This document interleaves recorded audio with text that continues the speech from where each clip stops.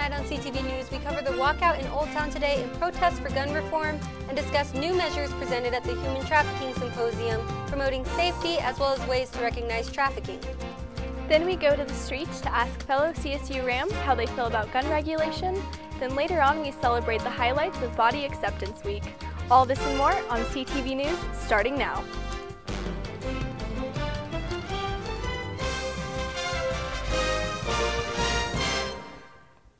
Good evening, CSU. Tonight we will be reporting live at Jose Antonio Vargas' speech inside the LSC, then later discuss Coach Eustace's resignation. I'm news reporter Kiara Coles. And I'm Isabella Roberts, filling in for anchor Sydney Paul. High school students from Poudre Valley School District organized a school walkout earlier today to advocate for gun reform in the United States. More than 400 students and community members participated in the walkout and made their way to Old Town Square at 1 p.m. Loveland and Windsor school districts were also in attendance. According to the Facebook event, the protest was in favor of stricter gun laws and demands change to ensure students feel safe on campus. A small group of about 10 counter-protesters also gathered in the square in support of gun laws. The crowd started to disperse at 2 p.m. More walkouts are scheduled for later this month, including on March 14th in front of Senator Cory Gardner's office and on South Shield Street starting at 10 a.m. You can read more on collegian.com as well as tune in Thursday for reporter Emilian Castaneda's coverage of this event. Posters affiliated with the white supremacist group Identity Europa were posted in the Clark C building on CSU's campus Monday morning. At least 6 posters were found and promptly removed in accordance with university police. There were at least 3 posters with various messages, including Our Generation, Our Future, Our Last Chance, Action, Leadership, Identity, and Your Professor is Scared of This Book, with the image of the book White Identity. According to their website, Identity Europa describes themselves as a generation of awakened Europeans who have discovered that we are a part of the great peoples, history, and civilization that flowed from the European continent. The public safety alert sent out by CSU aimed to set high expectations for respect and behavior on campus, and for any students affected by these posters to take advantage of CSU resources. Last Thursday was Northern Colorado's first annual Human Trafficking Synopsis, where keynote speaker Rebecca Bender and several other nonprofit organizations focused on educating the public about local, national, and international human trafficking. The event took place throughout the LSC in what the symposium called break-off sessions. The sessions focused on more specific topics like incorporating human trafficking into academics, ending the demand, and preventative tactics. The Human Trafficking Symposium is the result of the last 5 years of work in Northern Colorado around preventing and ending human trafficking, community building, and educating the public about what human trafficking looks like locally in places like a college campus. We also wanted to provide a way for CSU students and faculty and concerned citizens to get involved and learn more as well. So we're having a multi-layered track today that really achieves both of those goals. The symposium collaborated with several other nonprofit organizations such as A Face to Reframe and Rescue Freedom to spread further awareness of human trafficking locally. Face to Reframe works with the Larimer Anti-Trafficking Community Response Team to educate the public, both adults and youth, about what is human trafficking here in Northern Colorado, what does it look like, how do we stay aware, and how do we respond to the issue. Working toward incorporating human trafficking into academics, CSU's Dr. Corinne Anderson developed the course Communication in Human Trafficking to teach students that the language used in human trafficking cases influences public policy. So part of what we're trying to do at this symposium is to really educate our community on why prostitution is not inherently a victimless crime, why it is the crime that should go by the name of human trafficking, and it's something that is really damaging to our community. The keynote speaker, Rebecca Bender, a survivor of 6 years of trafficking, spoke on her initiative and their program's mission to equip, escape, elevate, and embolden those affected by trafficking. Bender's speech emphasized the reality that college-age students are the most vulnerable targets to traffickers, stating just within 2017, over 100 youths were recovered in Colorado.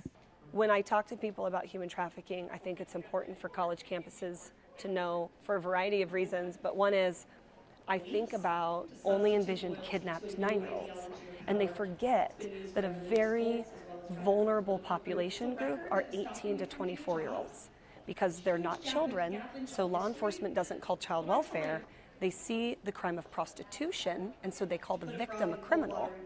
And college is a really easy place for con artists to kind of slide in under the radar, and if someone doesn't start sounding the alarm, then we're putting all of our college kids at risk.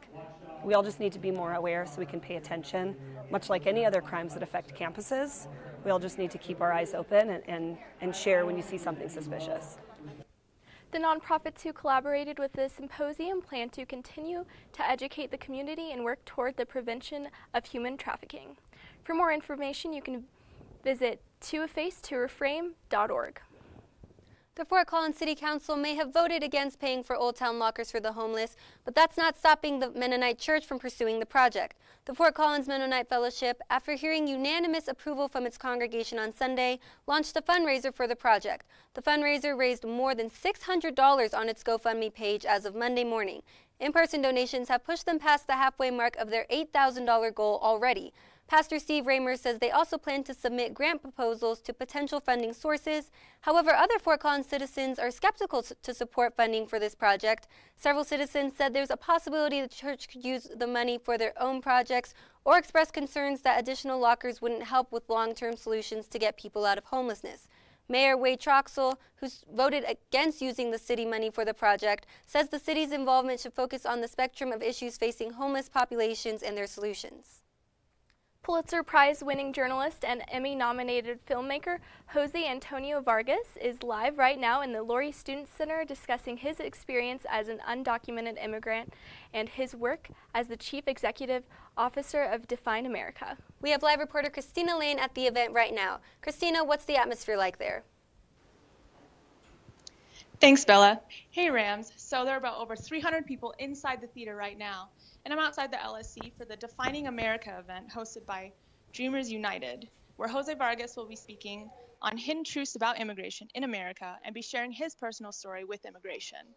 Define America is an organization that fights injustice and anti-immigration rhetoric and uses the power of storytelling to do so. His organization's mission is to challenge, create, and curate conversations surrounding immigration. The event will take place until 8:30 tonight. To follow updates with the story, follow collegian.com. Live at the LSC, Christina Lane. Thanks, Christina. Thanks, Christina. That definitely sounds like an interesting story. I agree. I'm excited to hear more. Yeah, definitely. Tensions are still running high in regard to the current gun laws in the U.S., prompting students to speak on their thoughts on the controversial issue. I think we need gun reform, especially after the shootings that's been happening. And I don't know, I just feel like it'll make everything safer because teachers aren't supposed to have guns in the classroom because there shouldn't be shootings in schools in the first place. I don't know much about them, but I've been wanting to go over to the police station and be like, can we clarify some stuff? Because, I mean, just the unawareness kind of concerns me. So I honestly think there should be a gun reform. I think it's kind of ridiculous that we have all these mass shootings and no one's really doing anything about it. About the current gun laws in America? I think that there needs to be a better background check in place. I think that mental illness and a few other diseases of that sort should be a lot more prevalent when they're checking for guns. But I do think that I'm in full support of the Second Amendment and the right to bear arms, and that society in general is more of a problem than the laws themselves. I think that the gun laws definitely need to be reviewed, simply because I think that it could prevent so many more incidents from occurring. I'm not against guns, but I just think that if somebody's on a flag by the FBI, you know, we should do a background check on everybody, and because I remember, like, before Columbine, like, it just didn't happen when I was a kid. We will continue to follow the discussion on gun laws and their impact on the Fort Collins community. You can tune into CTV on Thursday for further updates surrounding gun laws, campus safety, and students protesting to enact change. The Arc of Larimer County will host its 6th annual Reframe Disability Film Festival at CSU in the Laurie Student Center Theater from 6 p.m. to 8 p.m. this Friday, March 2nd. The aim of the event is to celebrate National Developmental Disabilities Awareness Month with short films that break down stereotypes about people living with intellectual and developmental disabilities. The films will range from genre to genre. Some are humorous, others are more serious, but all strive to spread awareness. The majority of the short films are produced by people with disabilities. Some are local to Fort Collins and the Larimer County area. Pre-sale tickets cost $10 for community members, $5 for members of the ARC in Larimer County, and $3 for CSU students. Students are encouraged to buy tickets pre-sale, as ticket prices will increase to $5 for CSU students at the door the day of the event. Campus partners are coming together for Body Acceptance Week, which began yesterday. ASCSU was on the plaza giving out free t-shirts and food, as well as motivational stickers, encouraging students to appreciate their bodies or seek help if they are experiencing any negative body ideologies. So this is Body Acceptance Week. It's the first day. We've got the Body Acceptance Week resource fair. So each of the tables is a different resource around campus for students, just to either with like nutrition, accepting their bodies, whatever the resources is. So at ASCSU we've got a bunch of shirts that you go through. You get to visit different stops, and then as a reward you get to get a pretty awesome shirt and some free food. And we're really just proud about the idea of like being visible, that you accept your body, and that's part of what these t-shirts are, is being visible that you accept yourself, you accept others. Body Acceptance Week continues through Thursday, and all events are free to CSU students, faculty, and staff. For more information, you can visit source.colostate.edu. Thank you again for joining us tonight. That's all the time we have for news, but don't go anywhere because Edgar Cedillo is up next for your Fort Collins weather update for this coming weekend. And don't forget to follow us on Twitter at CTV11, and remember, Rams take care of Rams. Have a good night, CSU.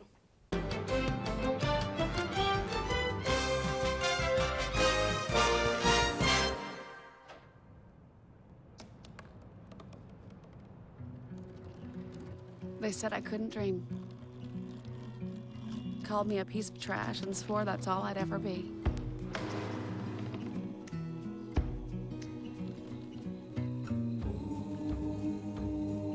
Said a bottle couldn't see the ocean.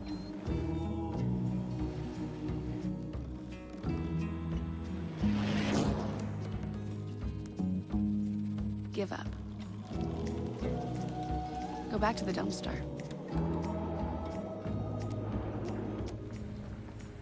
But I didn't listen.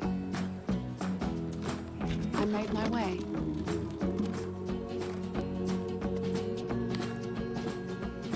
And now, I am what I've always wanted to be.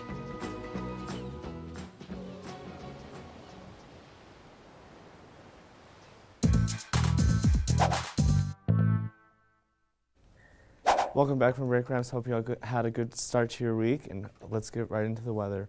Right now, current conditions, 34 degrees out. Right now, it's partly cloudy. Winds light, 7 miles out of the east-southeast, and your sunset was at 5:49 p.m. Looking at lows for tonight across the state, we got 23 in Fort Collins, 26 down in Denver. Warming up as you go towards Colorado Springs. At 27 out east, 18 in Lamar, 21 in Burlington, and then as you head out west, we have a 16 out in Vail, 9 in Gunnison, 12 in Telluride, and a warmer 27 out in Grand Junction. Looking at tomorrow's forecast, 44 degrees for tomorrow, and then a low of 16. There is a chance for afternoon showers, so watch out for those. Winds will be picking up, so watch out for those, 5 to 10 miles out of the northwest. And then your sunset is at 6:37 a.m. Looking at your hourly planner, cloudy as you wake up and go to class at 8 a.m., 27 degrees. Staying cloudy around 11, 39, and then the chance of showers comes in around 2 o'clock with temperatures around 43. And then as the sun sets, at 5 p.m., 38 degrees, and then staying partly cloudy around 9.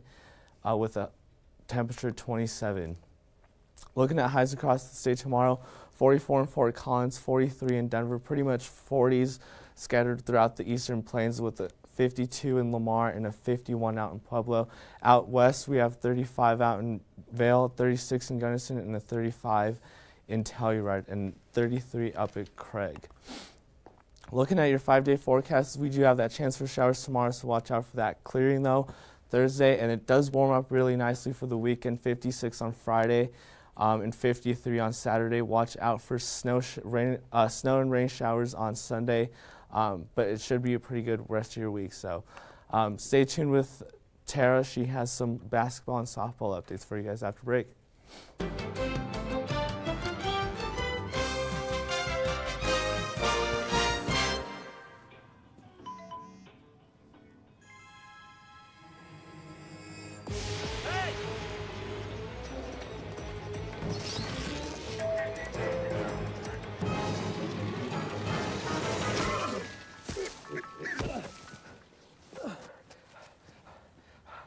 So, same time next week? Well, of course. Put away a few bucks, feel like $1 million. For free tips to help you save, go to... Look at you. You're at the top of your game. You're unstoppable. Nothing can throw you off track. Wait, is that your car? Uh-oh. Yeah, I saw that coming. That will throw you off track. You're looking at around 10 grand in fines, legal fees, and increased insurance rates. Let's try this again. Smart move. Because buzz driving is drunk driving.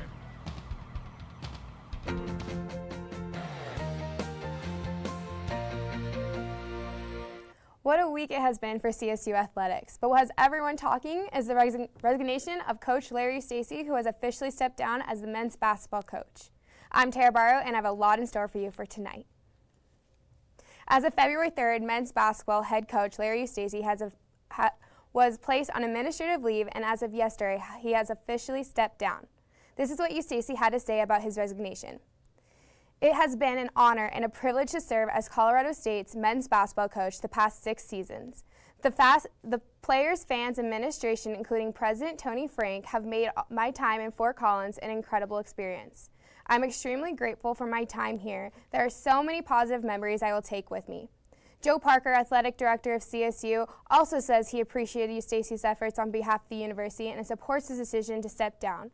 Parker also says that the assistant coaches will retain through June 30th, which is standard practice at the university during coach changes.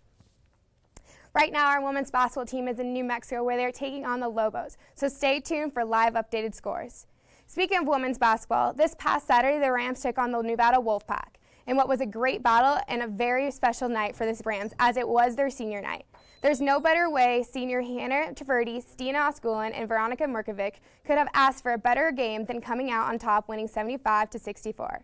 I got the chance alongside sports anchor Sydney Wicker to witness this event. Take a look.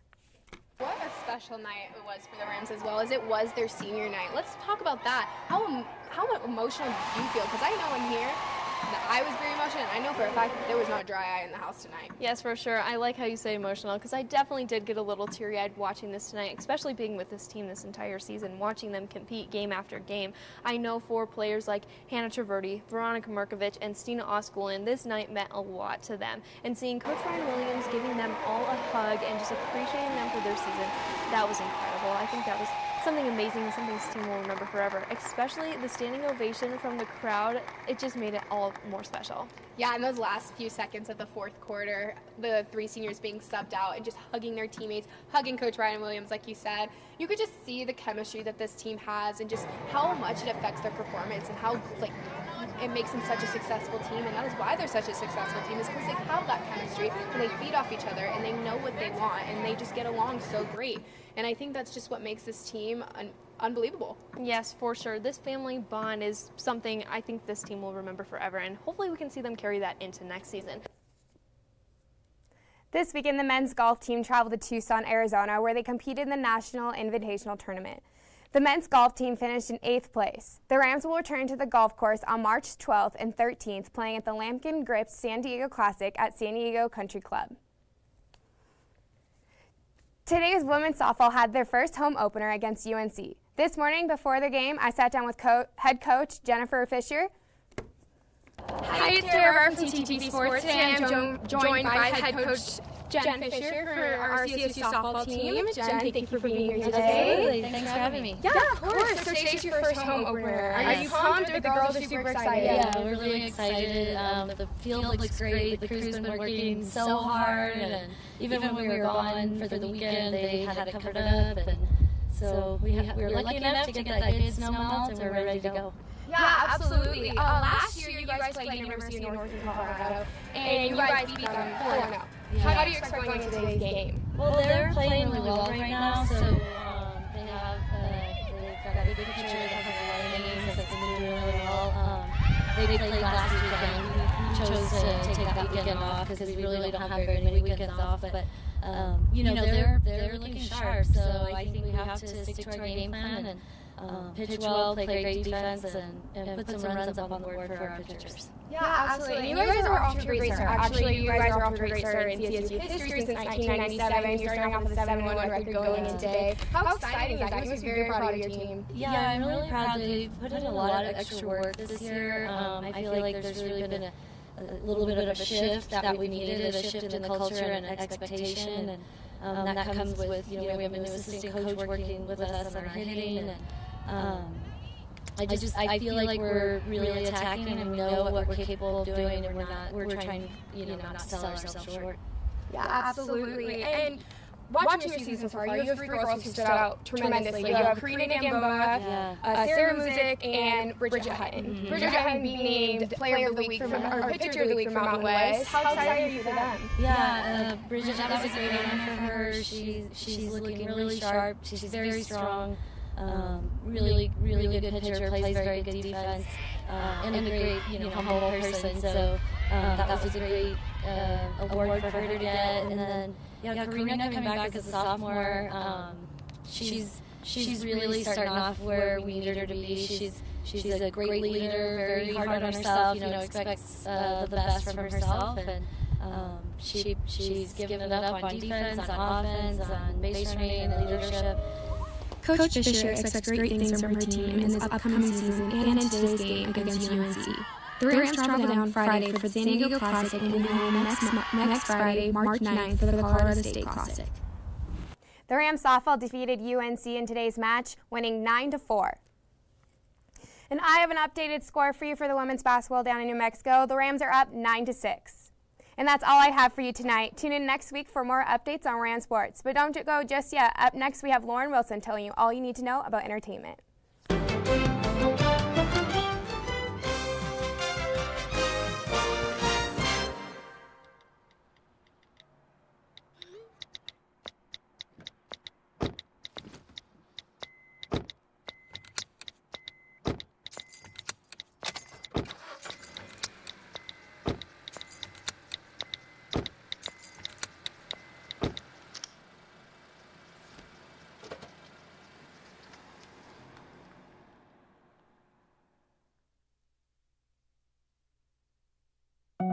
They told me a bottle couldn't dream,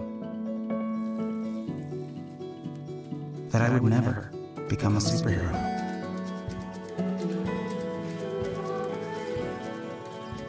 But I learned how to fly, just to come back in a new disguise and be the hero that I've always wanted to be.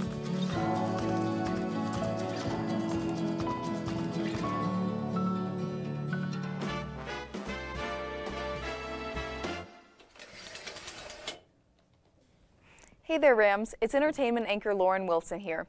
Let's jump into what's happening today. Are you hungry? Well, get your plates ready, because starting tomorrow, March 1st, 25 of Old Town's top eateries are coming together to offer $25 dinner specials in support of the Food Bank for Larimer County. As you pay your bill, the businesses ask that you consider making a donation in support of the food bank. Every $1 donated will provide $5 in food. This will only be going on through March 14th, so don't miss out. Also, if you want to save some food for me, that'd be pretty cool too.